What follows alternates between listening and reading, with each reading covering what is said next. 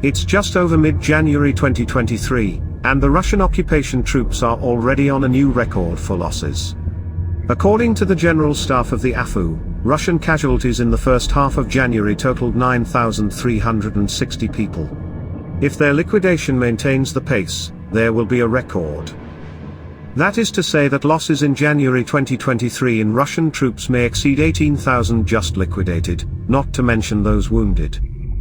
And here, I think, it is worth remembering what is going on in general among Russians with losses in the last few months, especially after they have started so-called partial mobilization.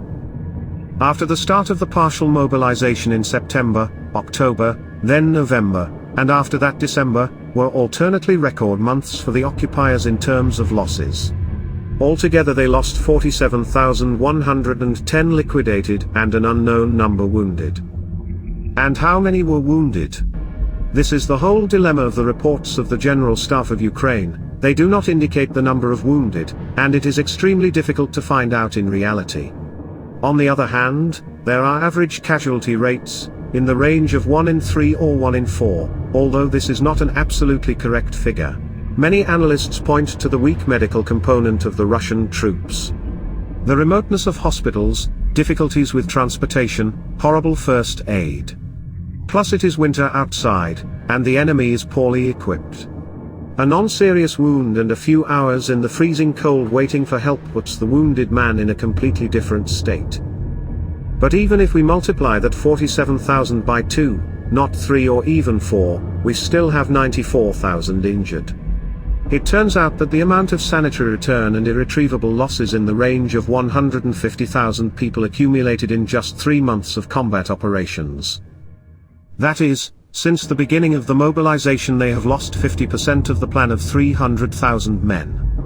And who replaced those 150,000 in the combat zone? And they replaced them with the rest of the partial mobilization. That is, by the new year the enemy had almost completely exhausted the conditional resource of its autumn mobilization, because every unit that had lost combat effectiveness should be compensated for.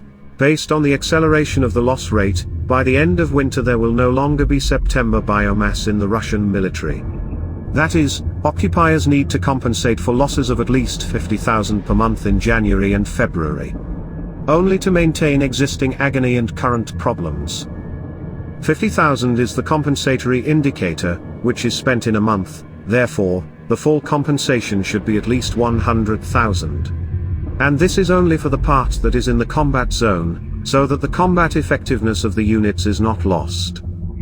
And now the question arises, if Russia wants a protracted war and at the same time to attack, how much cannon fodder is needed per month, in addition to compensation and to form a new strike group? In order to implement the plan for a protracted war, this number should be much larger in monthly terms, and for a new, large-scale offensive operation and even exceed the mobilization of 150 to 200,000 per month. Does Russia have such a possibility? Let's talk about this in the following videos.